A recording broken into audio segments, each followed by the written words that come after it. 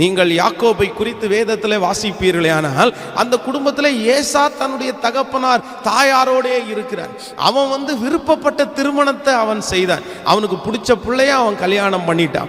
ஆனால் அந்த மனைவி தன்னுடைய தகப்பனார் தாயாருக்கு அவர்கள் சரியானவர்களாகவே இல்லைன்னு தெரிஞ்சோன்னா இன்னொரு இடத்துல போய் இன்னொரு திருமணம் பண்ணிட்டான். தன்னுடைய அவன் வேட்டைக்காரன், அவன் வெளியே சுத்துறவன்.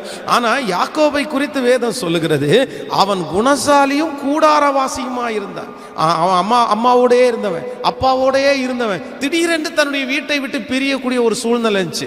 அப்பாவை விட்டு பிரிஞ்சுட்டான், அம்மாவை விட்டு பிரிஞ்சுட்டான். அவன் போன இடத்துல அவன் லாபானுடைய வீட்டில் அவனுடைய பிள்ளைகளுக்காக கிட்டத்தட்ட 7 வருடங்கள் அவன் வேலை செய்தான். 10 முறை சம்பளம் ஏமாற்றப்பட்டான். மாமனாரால் ஏமாற்றப்பட்டு பல பாடுகளை அவன் பட்டான்.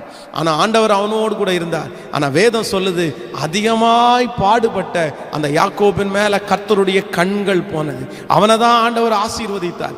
ஏசாவை பார்க்கலும் யாக்கோபை ஆண்டவர் பெருக பண்ணி வாக்குத்தத்தத்தை அவனுடைய வாழ்க்கையில நிறைவேற்றினார். அந்த ஆண்டவர் தான் இன்றைக்கு தீர்க்க தரிசனமாய் உங்களை பார்த்து சொல்லுகிறார், எந்த பிள்ளை அதிகமாய் கஷ்டப்படுகிறதோ அந்த பிள்ளை தான் பயனுள்ள பாத்திரமாய் மாறப்போகிறது. அந்த பிள்ளையை தான் ஆண்டவர் பெரிய பயன்படுகிற ஒரு கருவியாய் ஆண்டவர் மாற்றப் போகிறார்.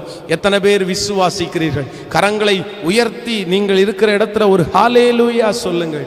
ஆண்டவர் அப்படியே உங்களுக்கு செய்வாராக. ஆமென். நீங்கள் அது மட்டுமல்ல, நீங்கள் தாவீதுனுடைய வாழ்க்கையை எடுத்து வாசிக்கும் போதும் அப்படித்தான் இருக்கிறது. ஈசாய்க்கு அநேக பிள்ளைகள் இருந்தார்கள். அந்த பிள்ளைகளில் வேதம் சொல்லுது, மூத்த மகன் ஒரு ரொம்ப நல்ல அவன் நல்ல சரீர பலன் உள்ளவன். அவனுடைய தோற்றத்தை பார்த்த உடனே சாமுவேல் சொல்றாரு, இவன் தான் அடுத்து ராஜாவுக்கு சரியான ஆள் அப்படின்னு சொல்றாரு. எவ்வளோ பெரிய ஆசீர்வாதம்! உடம்ப நல்லா அப்படியே கட்டு மஸ்தா வச்சிருக்கிறாரு. அடுத்த மகனை பார்த்தா அவனோட அது பயங்கரமான பலசாலி. ஆனா அந்த வீட்டிலேயே ரொம்ப குறைவாய் பார்க்கப்பட்டவன் யார் என்றால் தாவீது. தாவீது சாமுவேல் தீர்க்கதரிசிக்கு முன்பாக நிற்கும் போது சாமுவேல் தீர்க்கதரிசி ஆண்டவரே பார்த்து கேட்கிறாரு, ஆண்டவரே இந்த இளைஞனா இவனா ஆண்டவரே அப்படின்னு கேட்கிறாரு. அப்போ இதுக்கு என்ன அர்த்தம் அப்படின்னா, அந்த வீட்டிலே குறைவாய் மதிக்கப்பட்டவன். வேதம் சொல்லுகிறதா, அவனுடைய சகோதரர்கள் அவனை திட்டும் போது கூட சொல்றாங்க, அந்த கொஞ்ச ஆடுகளை யார் வசத்தில் விட்டு வந்தாய்? உன் இருதயத்தின் அகங்காரத்தை நாங்கள் அறிவோம். என்னத்திற்கா இங்கே வந்தாய்? சாப்பாடு கொடுக்க தானே வந்த, வந்துட்டு போக வேண்டியதானே. நீ அந்த கொஞ்சம் ஆடை, உனக்கு நிறைய ஆடு கிடையாது, கொஞ்சம் ஆடு. சோ எல்லாராலும் குறைவாய் மதிக்கப்பட்டவன் தான் தாவீது. எல்லாரை விட சின்ன வேலை கொடுக்கப்பட்டவன் தான் தாவீது. அவங்களுக்கு மிலிட்டரியில வேலை கிடைக்குது, சவுல் ராஜா அவனுடைய பக்கத்துல வேலை கிடைக்குது. ஆனா தாவீதுக்கு கண்ணு காணாத இடத்துல ஆடுகளை மேய்க்கிற வேலை. ஆனா வேதம் சொல்லுகிறது, அந்த கஷ்டப்பட்ட, எல்லாரும் ஒதுக்கி தள்ளின, எல்லாரும் புறக்கணித்த, ஆடுகளுக்கு பின்பாய் போய்கொண்டிருந்த அந்த தாவீதை தான் ஆண்டவர் தெரிஞ்சு கொண்டார். அவனை தான் கர்த்தர் சமஸ்த இஸ்ரவேல் ஜனங்களுக்கும் அரசனாய் ஆண்டவர் மாற்றினார். அவனுடைய சகோதரர்கள் ஆச்சரியப்படுற அளவிற்கு எட்டாத உயரத்தில் கர்த்தர் அவனை கொண்டு வைத்தார். அந்த தேவனாகிய கர்த்தர் இன்றைக்கு உங்களோடு பேசி கொண்டிருக்கிறார். உங்கள் பிள்ளை அதிகமாக எல்லா பிள்ளைகளை விட கஷ்டப்படுகிற அந்த பிள்ளையை ஆண்டவர் சாட்சியாய் நிறுத்துவார். ஊழியத்திற்காய் ஆண்டவர் பயன்படுத்துவார். அவனை ராஜாக்களோடு ஆண்டவர் உட்கார வைப்பார். அவனை நம்பி கர்த்தர் லட்சங்களை, அந்த பிள்ளையை நம்பி கர்த்தர் கோடிகளை கர்த்தர் தருவாராக. சோ வேதத்துல ஆண்டவர் அப்படிதான் ஆண்டவர் நடத்தி இருக்கிறார். அப்போ ஒரு ஆண்டவருடைய பிள்ளை, ஒரு தகப்பனும் தாயும் பிள்ளைங்க கஷ்டப்படுகிறத குறித்து நீங்க அதற்காக ஜெபியுங்க. ஆனா பிள்ளைகள் கஷ்டப்படும் போது நீங்க அவங்களிடத்துல என்ன சொல்லுங்க அப்படின்னா, எப்பா இன்னைக்கு நீ கஷ்டப்படுற, நீ நல்லா இருப்பப்பா, நீ நல்லா வருவப்பா, இன்னைக்கு நீ கஷ்டப்படுற, நீ கண்டிப்பா ஒரு நாள் நல்லா இருப்ப, ஆண்டவர் என்ன சாட்சியா நிறுத்துவார், நீ இன்னைக்கு கஷ்டப்படு பரவாயில்ல அப்படின்னு தான் சொல்லணுமே தவிர, அந்த பிள்ளைகளோட சேர்ந்து அவன் கஷ்டத்தை பார்த்து நீங்களும் அழுதிட்டீங்கன்னு வைங்களேன், இன்னும் பலன் அவனுக்கு குறைந்து போகும். நீங்கள் எல்லாரையும் உதாரணமாய் சொல்லுங்கள். கஷ்டப்படுறவங்க தான் இன்றைக்கு ஆண்டு நல்ல நிலைமையில் ஆண்டவர் கொண்டு போய் வைத்திருக்கிறார். நான் உதாரணத்திற்காக சொன்னேன். என்னுடைய சாட்சியை நிறைய பேர் நீங்கள் கேட்டிருக்கிறீர்கள், உண்மைதான். ஆனால் நான் வந்து நம்ம ஒரு நாள் இன்னைக்கு யோசிச்சு பார்க்கும்போது சில நேரங்களில் கஷ்டமாக தான் இருக்குது. ஒரு சாக்கு பையை எடுத்து அதை தோளில் போட்டுட்டு ஒவ்வொரு வீடாக போய் பழைய பொருட்களை எல்லாம் வாங்கி ரோடாக போய் பழைய பொருட்களை எல்லாம் தூக்கி அந்த பைக்குள்ளே போட்டு அதை கொண்டு போய் விற்று அதில் வர்ற பணத்தை எடுத்து கொண்டு போய் என் தகப்பனார் தாயாரிடத்தில் கொடுத்து எனக்கு ஏதாவது சாப்பாடு கொடுங்க, எனக்கு இதை நான் கொண்டு வந்திருக்கிறேன் அப்படின்ற அந்த காசு கொடுத்தது இன்றைக்கு வந்து என்னுடைய கண்களுக்கு முன்பாக ஞாபகம் வருது. என் வீட்டில் அந்த வேலையை என்னுடைய சகோதரர்கள் யாருமே செய்ததில்லை, நான் மட்டும்தான் அந்த வேலையை செஞ்சிருக்கிறேன். அப்போது இன்றைக்கு ஆனால் ஆண்டவர் எல்லாரை பார்க்கலும் ஆண்டவர் கனம் பெற்றவனாய் கர்த்தர் நிற்க வச்சிருக்கிறார். இதனால தான் நான் கர்த்தருடைய வார்த்தையை சொல்கிறேன், அப்படிதான் நடக்கும். ஸோ பிள்ளைகள் கஷ்டப்படுகிறத குறித்து ஒரு பேரண்ட்ஸ் வந்து எந்நேரத்துலையும் நீங்கள் வருத்தப்படாதீங்க. இன்னைக்கு இருக்கிற நிறைய பேர் வருத்தப்பட்டு கொண்டே இருக்கிற, அதனால தான் ஆவியானவர் பேசுறாரு, உன் பிள்ளை கஷ்டப்படுறத நினைச்சு நீ வருத்தப்படாத மகளே, வருத்தப்படாத மகனே, அவனை கொண்டு பெரிய காரியத்தை நான் செய்ய போறேன், அவளை கொண்டு பெரிய காரியத்தை செய்ய போறேன். பாஸ்டர், என் பிள்ளை வெளியூர்ல இருக்கிறான், அவனுக்கு நல்ல சாப்பாடு கூட இல்லை, பையன் இப்படி கஷ்டப்படுறான், அவனுக்கு நல்ல துணிமணி கூட இல்லை. பல பேரண்ட்ஸுக்குள்ள இது ஓடிக்கொண்டே இருக்கலாம். உங்க பிள்ளைய குறித்து தான் உங்களுக்கு ஞாபகம், அவன் மட்டும் ஏன் இப்படி இருக்கிறான், அவன் மட்டும் ஏன் இப்படி, அவனுக்கு மட்டும் ஏன் இப்படி. இல்லை, அவனைத்தான் அவளைத்தான் ஆண்டவர் பெரிய கருவியாய் மாற்றப் போகிறார். ஹல்லேலூயா. ஒரே ஒரு காரியத்தை உங்களோடு சொல்லி உங்களுக்காக ஜெபிக்க போறேன். விசேஷமா இந்த பிள்ளைகளுக்காக நான் வந்து இந்த பிள்ளைகளை வளர்த்துகிறதை குறித்து வேதத்தில் அநேகருடைய வாழ்க்கை நமக்கு வந்து வெற்றியாக இருந்தாலும் எனக்கு ரொம்ப பிடிச்ச ஒரு மனுஷனுடைய கேரக்டர் என்னன்னா, இந்த ஆபிரகாமுடைய பிள்ளை வளர்ப்பு வந்து என்னை ரொம்ப தொட்டுருச்சு. அதனால தான் ஃபர்ஸ்ட் நாள் வந்து உங்களுக்கு ஆபிரகாமுடைய பிள்ளை வளர்ப்பில் அவன் ஆண்டவரை முக்கியத்துவப்படுத்தினான், பிள்ளைகளுக்கு ஆண்டவரை காமிச்சான். ஸோ உங்கள் பிள்ளைகளுக்கு நீங்கள் ஆண்டவரை காமிங்க, படிப்பை மட்டும் இல்லை உலகத்தில் இருக்கிற மற்ற எந்த காரியத்தையும் ரொம்ப காமிக்காம ஆண்டவரை ஃபோக்கஸ் பண்ணுங்க.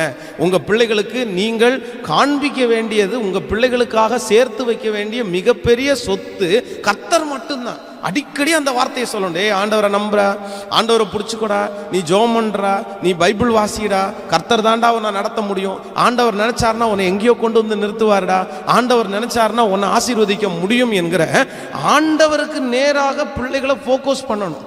நீங்க முதலாவதாக ஆண்டவரை முக்கியத்துவப்படுத்தணும். ஆலயத்துக்கு போகும்போது நீங்க வந்து அந்த மாதிரி ப்ரிப்பரேஷன்ல போகணும். நான் சொல்கிறேன், இன்றைக்கு நீங்கள் ஒரு சிலருடைய பிள்ளைகள் வந்து கைமிஞ்சி போயிருப்பாங்க, அவங்க வளர்ந்துட்டாங்க, இனி வந்து நம்முடைய வார்த்தைக்கு அவங்க சொன்னா கேட்காதவங்களா கூட இருப்பாங்க. ஆனா அவர்கள் சொல்லி கேட்கிற காலத்துல பொதுவாக வந்து அந்த அளவுக்கு நீங்க நடந்துக்கிறதுக்கு ஆண்டவர் உதவி செய்வார். அவங்க சொல்லி கேட்கிற நாட்களில் ஆலயத்திற்கு போகும்போது கண்டிப்பா உங்க பிள்ளைகளை கூட நீங்க கூட்டிட்டு போகணும், கண்டிப்பாக கூட்டிகிட்டு போகணும். நிறைய பேர் ஆலயத்திற்கு அம்மா போவாங்க, அப்பா போவாங்க, பிள்ளைங்க எங்கே, உன் பிள்ளை என்னாச்சு, உங்கள் பிள்ளை என்னாச்சு வரலையா அப்படின்னு கேட்டால் அவன் தூங்கிட்டு இருக்கிறான், முடிச்சுட்டு தூங்கிட்டு இருந்தான், நான் வந்தேன், நான் லேட் ஆகுதுன்னு நான் வந்துட்டேன், அவன் பின்னாடி வருவான் அப்படின்னு. ஆனால் அந்த பின்னாடி வர்ற பிள்ளை எத்தனை மணிக்கு வருவாங்க அப்படின்னா, சர்ச்சு 8:30 மணிக்கு ஆரம்பித்தா 9:30 மணி 10 மணிக்கு வந்து பின்னாடி உட்காந்து கடைசி ஜெபத்தை மட்டும் அட்டன் பண்ணிவிட்டு நான் வந்தேன், நான் கேட்டால் ஆமாம் நான் வந்துட்டேன், சர்ச்சுக்கு வந்துட்டேன்னா அம்மா அப்பாவுக்கு காமிச்சிட்டு போகிற எத்தனையோ பேர் இருக்காங்க. இன்னும் சொல்ல போனால் திருச்சபையில் இங்கே ஆராதனை நடந்து கொண்டிருக்கும், சில வாலிப தம்பிகள் வந்தால் அப்படியே வெளியவே ரோட்லேயே நின்றுட்டு ஆராதனை முடிச்சுட்டு அப்படியே போகிறவங்க இருக்கிறாங்க. ஆண்டவருடைய பிள்ளைகளே, பொதுவாக எல்லாருக்கும் நான் சொல்கிறேன், நீங்கள் உங்கள் பிள்ளைகளை ஆலயத்திற்கு கூட்டிட்டு போகும்போது வேதம் சொல்கிறது, நானும் என் வீட்டாருமோ வென்றால் கர்த்தரையே சேவிப்போம். பிள்ளைகளோட ஆலயத்திற்கு போகணும். இன்னும் சிலர் இருக்கிறாங்க, பிள்ளைகளை மட்டும் தாட்டி விடுவாங்க, நீங்க பிள்ளைங்க எல்லாம் நீங்க சர்ச்சு போங்க, நீங்க வரலன்னு கேட்டா நான் வந்து உங்களுக்கு சிக்கன் சமைச்சு வச்சுட்டு இருக்கிறேன், உங்களுக்கு மட்டன் நான் ரெடி பண்ணிட்டு இருக்கிறேன், நீங்க ஆலயம் முடிச்சுட்டு வந்த உடனே சாப்பிடலாம், பிரியாணி சாப்பிடலாம், நீ போய் சர்ச்சுக்கு போயிட்டு வா. நான் சொல்றேன், நீங்க வீட்டில் உட்கார்ந்து சமைச்சிட்டு பிள்ளைகளை ஆலயத்திற்கு அனுப்புகிறது எந்த விதத்தில் நியாயம்? ஆண்டவர் எப்படி பிரியப்படுவார்? ஆண்டவர் எப்படி பிரியப்படுவார்? நீங்க வந்து சொந்தக்காரங்க வீட்டுக்கு போயாச்சு, நீங்க வந்து கல்யாணத்துக்கு போயாச்சு, நீங்க வந்து எல்லா ஃபங்க்ஷனுக்கும் போயிட்டு பிள்ளைகளை மட்டும் அனுப்பி விடுகிற பெற்றோர், உங்க பிள்ளைகள் எப்படி ஆவிக்குரிய வாழ்க்கையில் இல்லை, அவங்க சர்ச்சுக்கு போனாங்களா இல்லையான்னு உங்களுக்கு எப்படி தெரியும்? சர்ச்சில் அவங்க சரியா அட்டன் பண்ணாங்களா இல்லையான்னு. அப்போ ஆண்டவருடைய பிள்ளைகளே, நம்பர் 1 முதலாவதாக நான் ஃபர்ஸ்ட் நாள் சொன்னேன், உங்க பிள்ளைகளை ஆசீர்வதிக்கப்பட வேண்டுமென்றால் உங்க பிள்ளைகளுக்கு ஒண்ணுமே இல்லைன்னாலும் பரவாயில்ல, நான் சொல்றேன், உங்க பிள்ளைகளுக்கு ஒரு ரூபா கூட நீங்க சேர்த்து வைக்க வேண்டாங்க. ஒரு சிங்கிள் நயா பைசா சேர்த்து வைக்க வேணாம். ஆனால் இயேசுவை மட்டும் காண்பிச்சு கொடுங்க. அவரை நம்பி அவரை பிடிக்கிற அளவுக்கு காமிச்சிட்டிங்கன்னா உங்கள் புள்ள எந்த இடத்துல போய் நின்னாலும் அந்த புள்ள வெற்றி அடையாமல் திரும்பி வரவே வராதுங்க. இது தீர்க்க தரிசனமாக எடுத்துக்கணும். அதான் சொல்கிறேன், உங்கள் பிள்ளைகளுக்கு இயேசுவை நீங்கள் காண்பீங்கள், இயேசுவை காண்பீங்க. நம்பர் 2, இன்றைக்கு நான் என்ன சொல்ல போறேன்னா, இந்த ஆபிரகாமுடைய பிள்ளை வளர்ப்பில் நான் ஆண்டவருடைய சமூகத்திலே தியானித்த போது என்னுடைய இருதயத்துக்குள்ள வந்த ஒரு காரியத்தை உங்களோடு கூட சொல்லி உங்களுக்காக நான் ஜெபிக்க போகிறேன். எல்லாரும் வேதத்தை திறந்து அந்த வசனத்தை நாம் எடுத்துக்கொள்ளுவோம். ரொம்ப அழகான ஒரு வசனம் அது. ஆதியாகமம் 22ஆம் அதிகாரத்தில் நம்ம வாசிக்கும் போது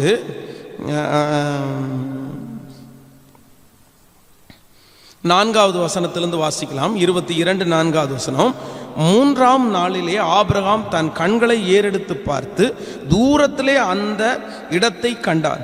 அப்பொழுது ஆபிரகாம் தன் வேலைக்காரரை நோக்கி, நீங்கள் கழுதையை நிறுத்தி இங்கே காத்திருங்கள், நானும் பிள்ளையாண்டானும் அவ்விடம் மட்டும் போய் தொழுது கொண்டு உங்களிடத்திற்கு திரும்பி வருவோம் என்றார்கள். ஆபிரகாம் தகன பலிக்கு கட்டைகளை எடுத்து தன் குமாரனாகிய ஈசாக்கின் மேல் வைத்து தன் கையிலே நெருப்பையும் கத்தியையும் எடுத்து கொண்டார். இருவரும் கூடி போனார்கள். நன்றாய் கவனிங்கள் ஆண்டவருடைய பிள்ளைகளே. எனக்கு ரொம்ப ஆச்சரியமா இருக்குது இந்த வசனம் உங்களுக்கு தெரியும், எல்லாருக்குமே இது தெரியும். ஆண்டவர் ஆபிரகாமை சோதிக்கிறதற்கு ஆண்டவர் சொல்லுகிறார், உன்னுடைய நேசகுமாரனாகிய ஈசாக்க மோரியா மலையில எனக்காக பலி செலுத்து என்று சொல்றாரு. உடனே அவர் என்ன பண்றாரு அப்படின்னா, வேலைக்காரரையும் கூப்பிட்டு இப்பொழுது தன்னுடைய மகனையும் கூப்பிட்டு பலி செலுத்துவதற்காக அவர் போறாரு. அப்போ அந்த குறிப்பிட்ட அந்த இடத்துக்கு பக்கத்துல வரும்போது வேலைக்காரங்களை சொல்றாரு, நீங்க இங்கேயே இருங்க, நாங்க போய் பலி செலுத்திட்டு திரும்பி வர்றோம்னு சொல்றாரு. வரும்போது எனக்கு ரொம்ப ஆச்சரியமான ஒன்று என்ன அப்படின்னா, ஆபிரகாம் தகன பலிக்கு கட்டைகளை எடுத்து தன் குமாரனாகிய ஈசாக்கின் மேல் வைத்து. இப்போ தகன பலிக்காக நிறைய கட்டைகள், விறகு கட்டைகள் இருக்கிறது. அதை எடுத்து அது கொஞ்சம் கண்டிப்பாக வெயிட்டாக தான் இருக்கும்னு நினைக்கிறேன். நாம இருந்தால் என்ன பண்ணுவோம் அப்படின்னா, அப்படிப்பட்ட ஒரு கட்டையை எடுத்துட்டு மலை மேலே ஏறணும்னு வச்சுக்கோங்களேன்.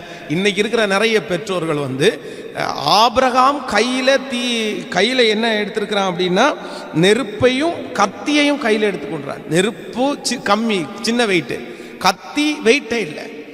ஆனால் விறகு கட்டை ரொம்ப பெரிய வெயிட்டு. நம்மளா இருந்தால் என்ன பண்ணுவோம்னா, விறகு கட்டையை தூக்கி நம்ம தலை மேலே வச்சுட்டு நெருப்பையும் கத்தியும் அவங்க கையில் கொடுத்துட்டு சரிப்பா வாப்பா போகலாம். இன்னும் சொல்ல போனா அவனை பலி செலுத்துகிறதற்காக போறான்.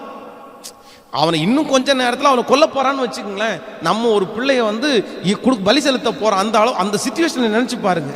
கண்டிப்பா அவன் இன்னும் கொஞ்ச நேரத்தில் நம்மளை விட்டு போறான், அந்த நேரத்திலேயாவது அவனை சமாதானமாக கொண்டு போகலான்னு தான் பார்ப்போம். ஆனால் வேதம் சொல்லுது, எனக்கு ரொம்ப ஆச்சரியமா இந்த வசனத்தை வாசிக்கும் போது, விறகு கட்டைகளை எடுத்து ஆபிரகாம் பலவீனமாக இருந்தானே எனக்கு தெரியல, பிள்ளையினுடைய தலை மேலே வச்சு இவர் நெருப்பையும் கத்தியும் எடுத்துட்டு ஜாலியாக வந்துட்டார். அப்போ இன்றைக்கு இருக்கிற பெற்றோர்களுடைய ஒரு எண்ணம் என்ன அப்படின்னா, பிள்ளைகள் கஷ்டப்படுறத நிறைய பேர் விரும்ப மாட்டாங்க. பிள்ளைகளுக்கு எந்த கஷ்டமுமே கொடுக்கக்கூடாதுன்னு நினைப்பாங்க. நான் ரொம்ப துக்கமாய் சொல்லுகிறேன். இப்படியும் இப்படி இருக்கக்கூடாது அப்படின்றதுக்காக சொல்கிறேன், யாரையும் குற்றப்படுத்துறதுக்காக அல்ல. ஒரு நாள் சர்ச்சில் பயங்கரமான ஒரு வேலை நடக்குது. வேலை நடக்கும்போது பொதுவாக வாலிபர்கள் திருச்சபையில் வேலை செய்வார்கள். அப்போ ஒருத்தரை மட்டும் காணோம். என்னடா என்னாச்சு, அவன் என்னாச்சு காணோமே, இன்னைக்கு வேலை செய்யறது காணோமே அப்படின்னு சொல்லும்போது ஃபோன் பண்ணுறோம். ஃபோன் பண்ணும்போது, டேய் எங்கடா இருக்க அப்படின்னு கேட்டால், அவன் இந்த ஊரில் இருந்து வெளியூர் போயிட்டான். எதுக்கடா திடீர்னு வெளியூர் போயிட்டான்னா, இல்லை எங்கள் அப்பா தான் அனுப்பி விட்டாரு அப்படின்னு.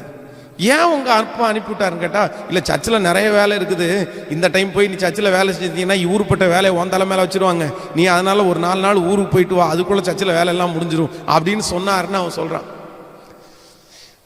எப்படி ஆண்டவருடைய பிள்ளைகளே, ஒன்று நினைத்து கொள்ளுங்கள், உங்க பிள்ளைகளுக்கு நீங்கள் கற்றுக் கொடுக்க வேண்டியது இல்லை. ஆபிரகாமுடைய வாழ்க்கையிலே அவன் தன்னுடைய பிள்ளைக்கு கற்றுக் கொடுத்தது என்ன அப்படின்னா, கஷ்டப்படணும்னு சொல்லி தாங்க அவன் வளர்த்தான். ஈசாக்கு விதைத்தான், அவனுக்கு ஆண்டவர் 100 மடங்கு பலன் கொடுத்தார். விதை விதைக்கிற அந்த அதுவும் வேதம் சொல்லுது பஞ்சம் உள்ள காலத்தில் விதை விதைத்தான். எப்ப விதைச்சானம்மா கவனிங்க, பஞ்சம் உள்ள காலத்துல. நான் இப்போ இந்த லாக்டவுன் பீரியடில் எத்தனை பேர் நீங்கள் இன்ட்ரெஸ்டாக இருந்தீங்கன்னு தெரியாது. நிறைய பேர் லாக்டவுன் பீரியடில் ஒரு வேலையும் செய்யாமல் ஜாலியாக தூங்கிட்டாங்க. ராத்திரி பகலாக தூங்கிட்டு ராத்திரி பகலாக செல்ஃபோனை பார்த்துட்டு தான் இருந்தாங்க. எந்த வேலையும் செய்யலை. நிறைய பேருக்கு இது ஜாலியாச்சு, சாப்பிட்டு சாப்பிட்டு தூங்குற மாதிரி ஆகிப்போச்சு. ஆனால் பஞ்சம் உள்ள காலத்தில் ஈசாக்கு சும்மா இருக்கல, விதைச்சான். இந்த ஸ்பிரிட் எங்கேருந்து வந்துருச்சு? நம்ம பஞ்சமா இருந்தாலும் நம்ம உழைக்கணுன்ற எண்ணம் எங்க இருந்து வந்துச்சுன்னா, சின்ன வயசுலயே அவங்க அப்பா எதை கற்றுக் கொடுத்தாரு அப்படின்னா, டேய் ஆயிரக்கணக்கான வசதி அப்பாவுக்கு இருக்கலாம், ஆயிரக்கணக்கான வேலைக்காரங்க அப்பாவுக்கு இருக்கலாம். அப்பா நினைச்சாருன்னா கீழே இருக்கிற வேலைக்காரனை மலை வரைக்கும் கொண்டு அந்த விறகு கட்டைய வேலைக்காரர்கள் சுமந்து கொண்டு வச்சுட்டு இனி போங்கன்னு அனுப்பி விட்டுருக்கலாம்.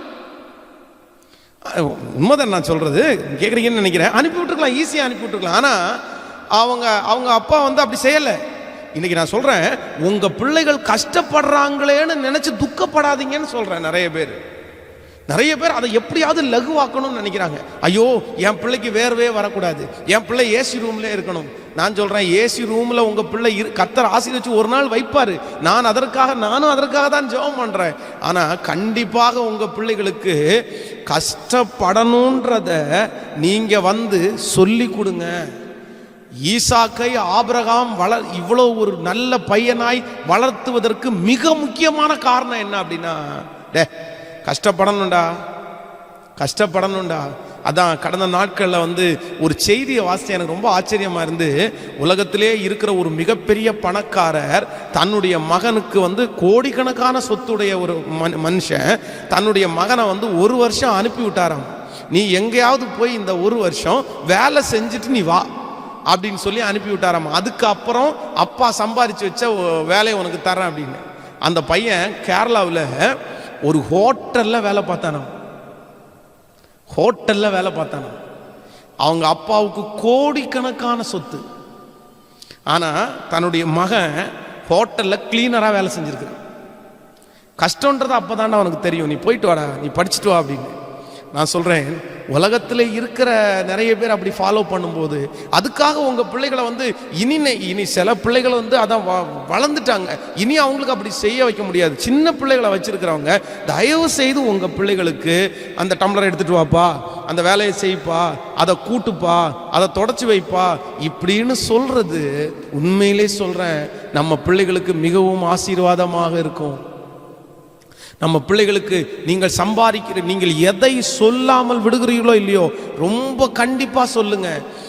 உங்களுடைய வாழ்க்கையிலே வந்த ஆசீர்வாதம் எப்படி வந்துச்சுன்றத உங்க பிள்ளைகளுக்கு தயவு செய்து நீங்க சொல்லிருங்க. நான் அடிக்கடி பிள்ளைகளை கூப்பிட்டு வெளியே போறேன்னாலே நான் அவனிடத்துல சொல்லிடுவேன், டேய் இதெல்லாம் ஆண்டவர் கொடுத்ததுடா, ஆண்டவருக்கு ஊழியம் செஞ்சது நிமித்தம் கொடுத்ததுடா, நம்மளை சாப்பிட வைக்கிறாரா, இது கர்த்தர் கொடுத்த பணத்தில் சாப்பிட்றான்டா, கர்த்தர் கொடுத்ததுடா, இந்த ட்ரெஸ் கர்த்தர் கொடுத்ததுடா, இந்த பொருள் கர்த்தர் கொடுத்ததுடா. நான் அடிக்கடி அவனிடத்துல பேசுவேன். உங்க அப்பா ஒன்றும் இல்லாதவர், உங்க அப்பா ஒரு பிச்சைக்கார குடும்பத்தில் பிறந்தவர், உங்க அப்பாவுக்கு வசதி வாய்ப்பு எதுவுமே இல்லை, உங்க அப்பா படிப்பறிவு இல்லாதவர், உங்க அப்பாவுக்கு திறமைகள் எதுவுமே இல்லை. ஆனா உங்க அப்பாவுக்கு இப்போ கொடுத்திருக்கிற அத்தனை ஆசீர்வாதம் ஆண்டவர் மட்டும்தான்டா கொடுத்தாரு. அதற்கு நான் உழைத்த உழைப்பு, அதற்காய் பட்ட பிரயாசம், அதற்காக நின்ற முழங்கால்கள் அடிக்கடி இதான். அதனால இன்றைக்கு இந்த சத்தத்தை கேட்கிற அன்பு தேவனுடைய பிள்ளைகளே, உங்க பிள்ளைகளுக்கு தயவு செய்து உங்க பிள்ளைங்க கஷ்டப்படுறத நினைச்சு நீங்க வேண்டான்னு நினைக்காதீங்க. அவன் உழைக்கட்டும், சொல்லி கொடுங்க.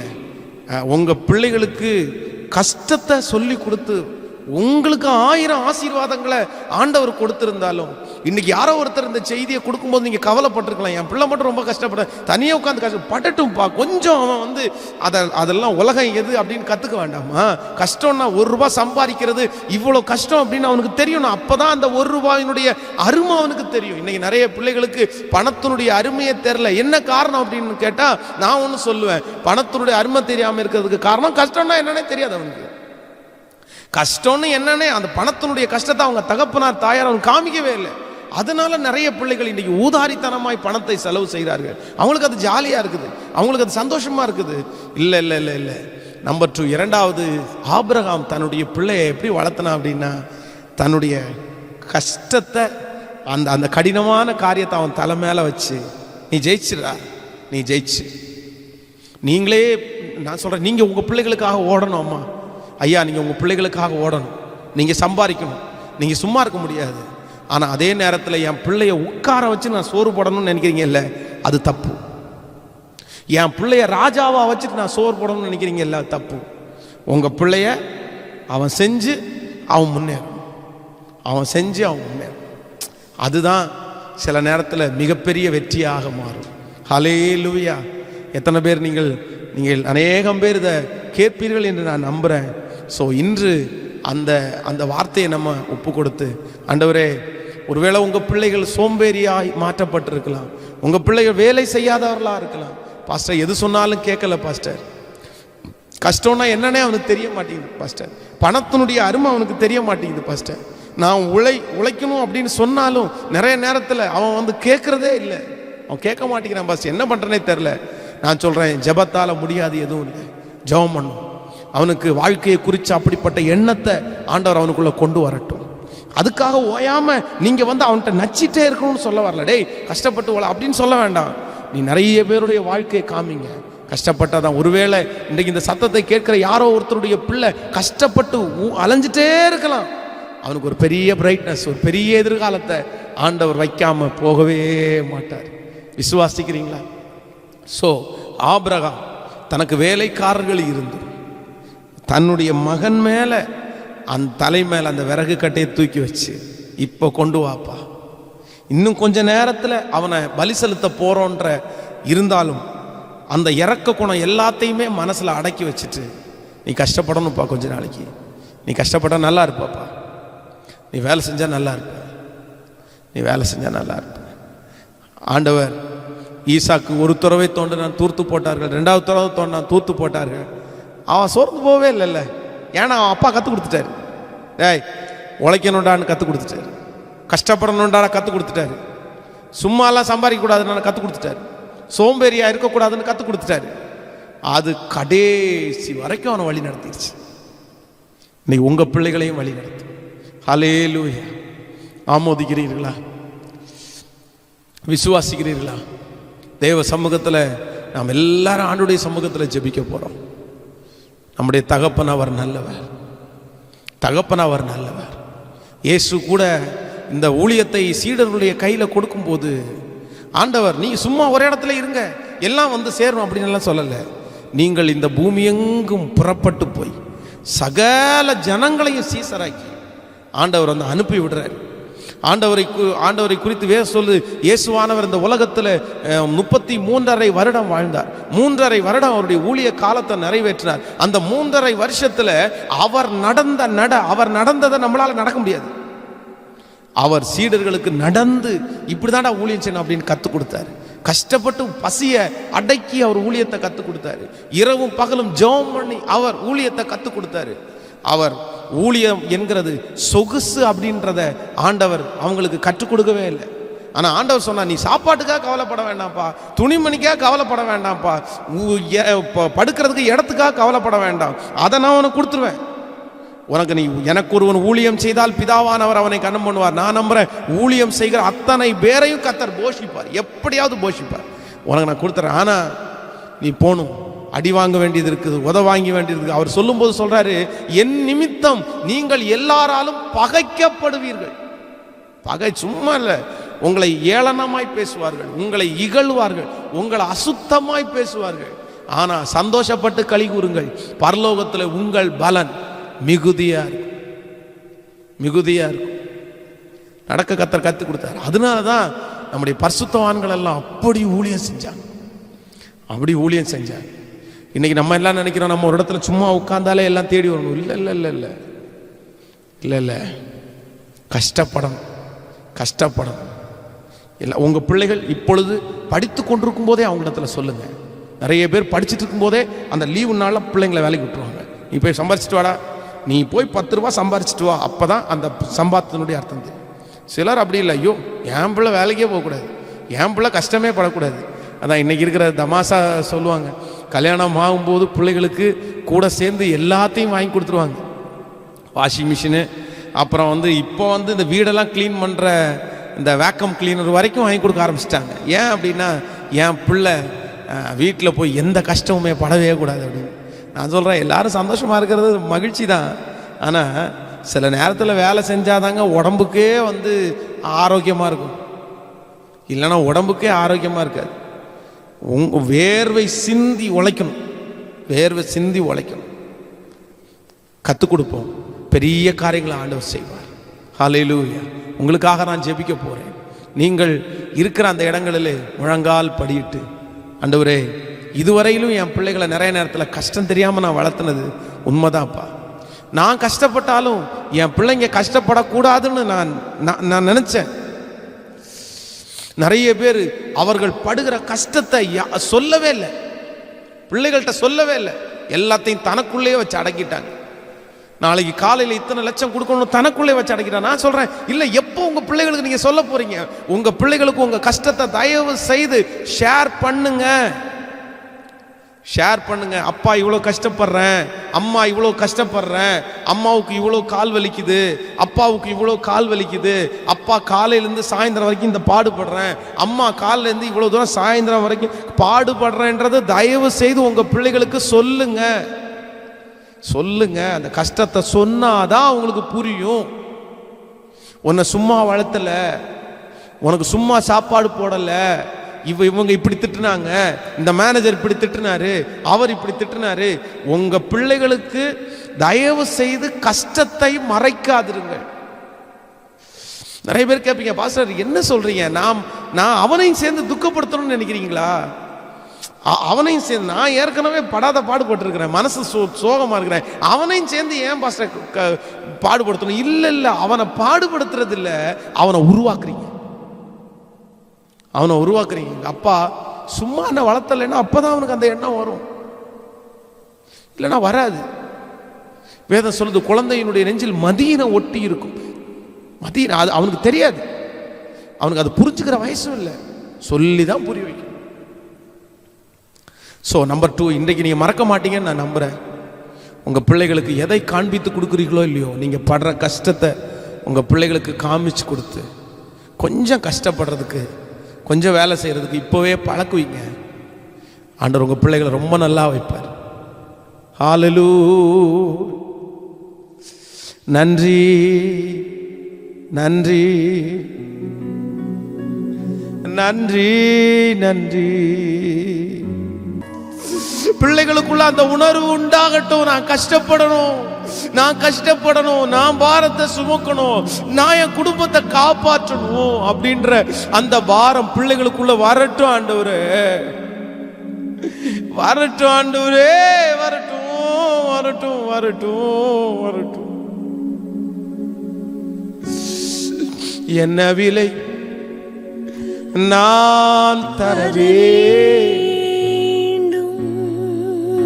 எந்தன் ஜனோ உந்தன் முகம் பார்த்திட வேண்டும், அதற்கு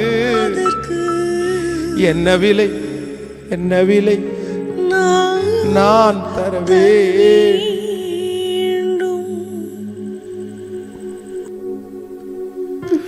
என்ன விலை நான் தர வேண்டும், என்ன விலை, என்ன விலை, என்ன விலை நான் தரவே.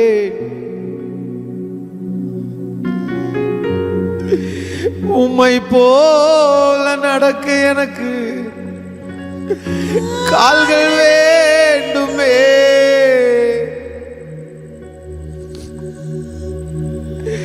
உம்மை போல சுமக்க எனக்கு இதயம் வேண்டுமே.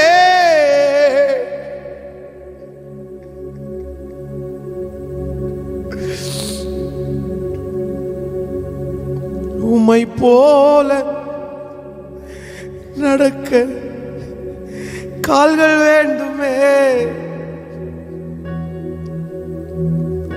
உம்மை போல சுமக்க எனக்கு இதயம் வேண்டுமே.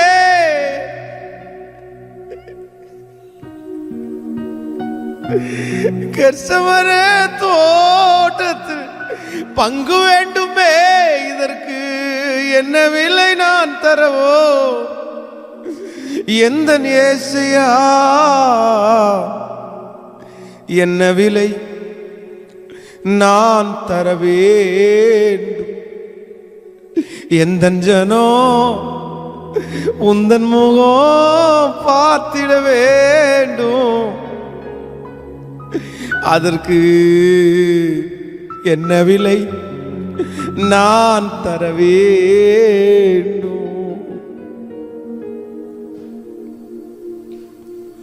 தகப்பனே, இந்த சந்தோஷமான நாளுக்காக நன்றி.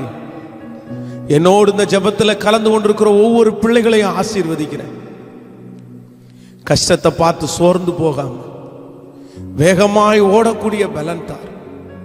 அவங்க பிள்ளைகள் கஷ்டப்பட்டு கொண்டு இருக்கிறார்கள் என்கிற அந்த கவலையை மறந்து, என் பிள்ளை கஷ்டப்பட்டாலும் ஒரு நாள் நல்லா இருப்பான்ற அந்த எண்ணம் ஒவ்வொரு பெற்றோருக்குள்ளேயும் வரட்டும். இந்த செய்தி ஆயிரக்கணக்கான லட்சக்கணக்கான பேருக்கு போய் சேரட்டும். அவங்கள தைரியப்படுத்தட்டும்ப்பா. உங்க பிள்ளைகளை மனதார ஆசீர்வதிக்கிறேன். இந்த லாக்டவுன் பீரியட்லையும் எங்க ஊழியத்தை நினைச்சு, ஊழியக்காரனை நினைச்சு கொடுக்கிற உங்க பிள்ளைகள் கொடுக்கிற காணிக்கைகளுக்காய் நன்றிப்பா. அவங்கள பெருக பண்ணுங்க, அவங்கள நல்லா வைங்கப்பா, அவங்கள நிறைய அவங்களுக்கு கொடுங்கப்பா. சாட்சியா நிறுத்தும் கூட இருக்கும். இதற்காய் உதவி செய்கிற ஒவ்வொரு தம்பிங்களையும் ஆசீர்வதிங்க, எதிர்காலத்தை ஆசீர்வதிங்க, அவங்கள சுற்றி வேலி அடைங்கப்பா. கூட இருக்கும். இயேசுவின் மூலம் ஜெபம் எடுக்கிறோம் நல்ல பிதாவே. என் ஆத்துமாவே கர்த்தரை ஸ்தோத்திரி, என் முழு உள்ளமே பரிசுத்த நாமத்தை ஸ்தோத்திரி. என் ஆத்துமாவே கர்த்தரை ஸ்தோத்திரி, கர்த்தர் செய்த சகல உபகாரங்களையும் மறவாது. நம்முடைய ஆண்டவராகிய இயேசு கிறிஸ்துவின் கிருபை, பிதாவாகிய தேவனுடைய அன்பு, பரிசுத்த ஆவியானுடைய அந்யோன்ய ஐக்கியம் நம்மனரோடு இன்றும் என்றும் சதா காலம் கூட இருப்பதாக. ஆமென். Praise the lord. நீங்க இந்த சர்வீஸை முடிச்சுட்டு அநேகருக்கு இதை ஷேர் பண்ணி சொன்னீங்கன்னா அவங்களும் இதற்கு பிள்ளைகளுக்காக ஜெபிக்கிறதுக்கு வசதியாக இருக்கும். இந்த வார்த்தைகள் உங்களுக்கு ஆசீர்வாதமாக இருந்தால் இது அநேகருக்கு நீங்கள் ஷேர் பண்ணுங்கள். அவங்கள பார்க்க சொல்லி அவங்களுக்கு லிங்கை ஷேர் பண்ணுங்கள். உங்களுக்கு ஆண்டவர் உங்களோட பேசின வார்த்தையை கீழே கமெண்ட் செக்ஷனில் சாட்சியாக நீங்கள் சொல்லுங்கள். உங்களுக்கு ஆசீர்வாதமாக இருக்கும். தேங்க்யூ. God bless you. நாளைக்கு திரும்பவும் நம்ம சந்திப்போம். தேங்க்யூ.